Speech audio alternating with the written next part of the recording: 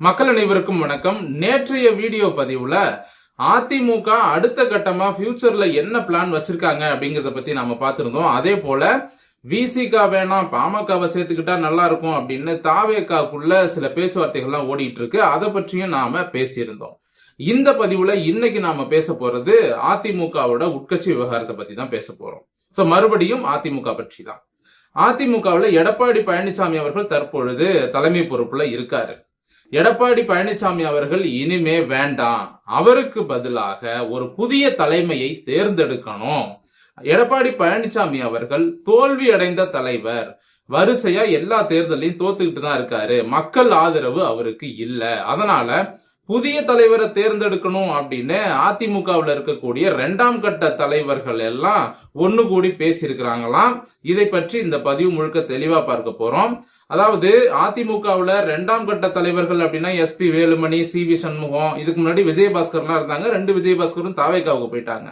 So நிறைய அதிமுகவினுடைய முக்கியமான நிர்வாகிகள்லாம் தாவேகா பக்கம் போறதுனால அதிமுகவை எப்படியாச்சும் காப்பாற்றணும் அப்படின்னு எடப்பாடி பழனிசாமி அவர்கள் ஒரு பக்கம் இளைஞர்களுக்கு வாய்ப்பு கொடுக்கணும் அப்படின்னு அவர் ஒரு பிளான்ல போயிட்டு இருக்க, 2ஆம் கட்ட தலைவர்கள்லாம் எடப்பாடி பழனிசாமியே வேணாம், ஒரு புது தலைவரை கொண்டு வரலாம், யாரை கொண்டு வரலான்னு டிஸ்கஸ் பண்ணிட்டு இருக்கிறாங்க. அந்த லிஸ்ட்ல ஒரு சிலர் பேர் அடிபடுது. அதுல முதல் இடத்துல இருக்கக்கூடிய நபர் யாரு அப்படின்னா எஸ்பி வேலுமணி.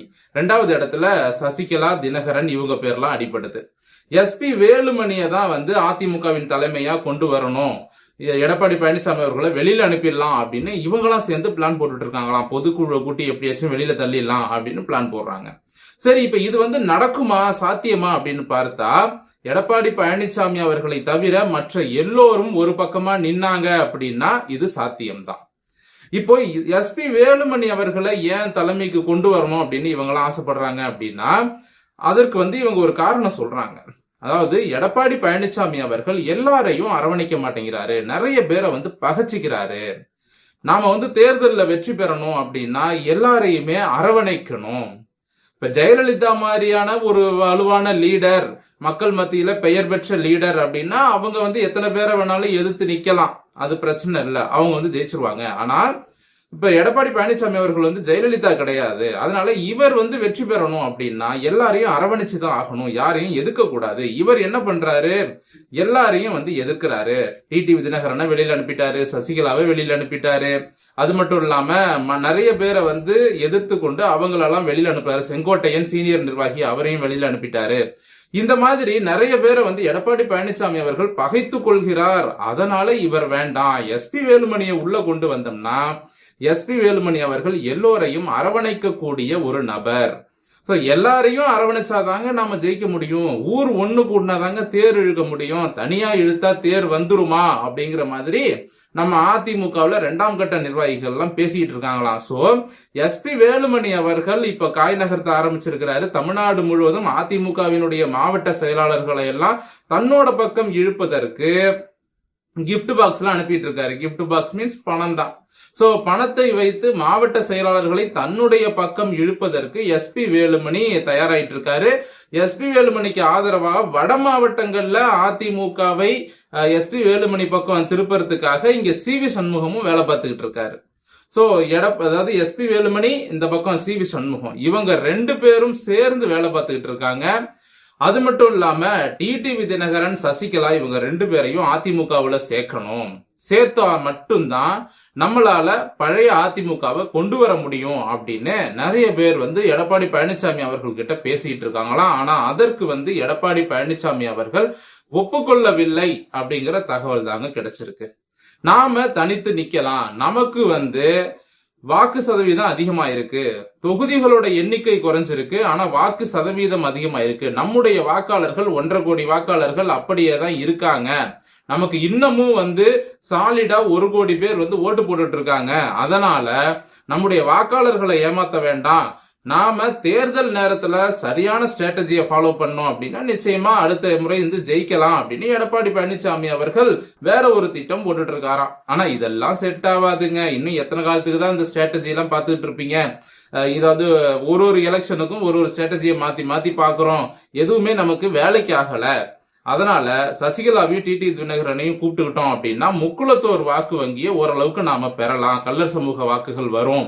அதனால அதிமுகவோட வாக்கு சதவீதமும் அதிகமாகும், டெல்டா மாவட்டங்கள் தென் மாவட்டங்கள்ல நமக்கு கூடுதல் தொகுதிகளும் கிடைக்கும், ஓரளவுக்கு நம்ம கட்சியை காப்பாத்தலாம் அப்படிங்கிற முடிவுல தான் இவங்க இருக்கிறாங்க. சோ இதுக்கெல்லாம் எடப்பாடி பழனிசாமி அவர்கள் ஒத்து வரல அப்படின்னா அதிமுகவுல எடப்பாடி பழனிசாமி அவர்களை தூக்கிட்டு அவருக்கு பதிலா அந்த இடத்துல எஸ்பி வேலுமணியை கொண்டு வருவதற்கு கீழ்மட்ட நிர்வாகிகள் எல்லோருமே ஆலோசனை பண்ணிட்டு இருக்காங்க. சோ எஸ்பி வேலுமணியும் அதை நோக்கி தான் போயிட்டு இருக்காரு.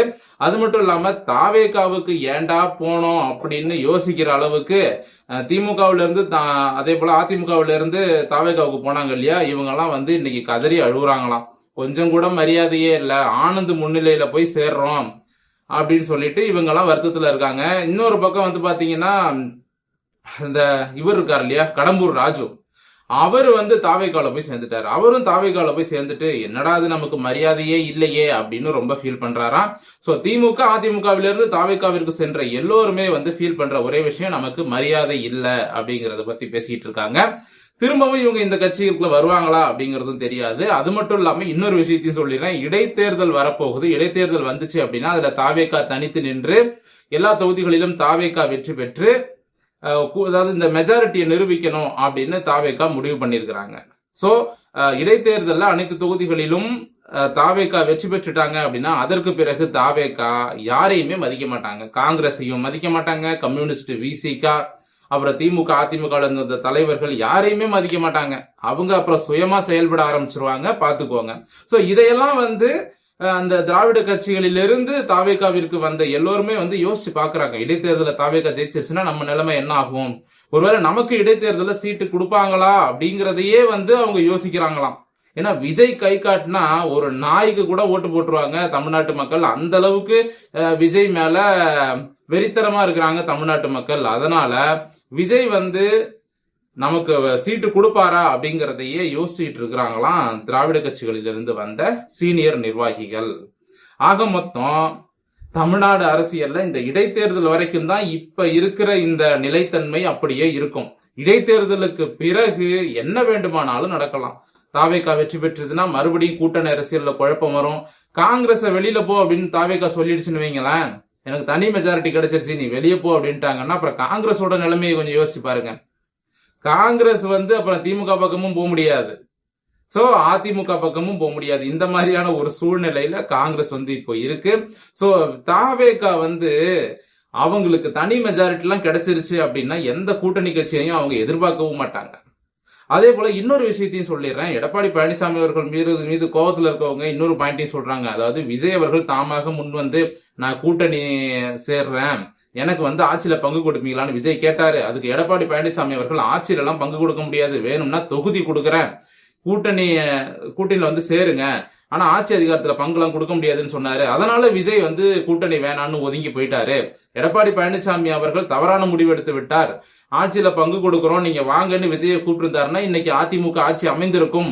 இதற்கு எடப்பாடி பழனிசாமி அவர்கள் தான் காரணம், இந்த தோல்விக்கு எடப்பாடி தான் காரணம், அதனால அவர் இருக்கக்கூடாது அப்படிங்கிற மாதிரி கீழ்மட்ட நிர்வாகிகள் அதிமுகவில் பேசிட்டு இருக்காங்க. இது எங்க போய் முடிய போகுதுன்னு தெரியல. பொறுத்திருந்து பார்க்கலாம். இந்த பதிவு முடிவடைகிறது. மீண்டும் அடுத்த நல்ல பதிவோடு உங்களை சந்திக்கிறேன். நன்றி, வணக்கம்.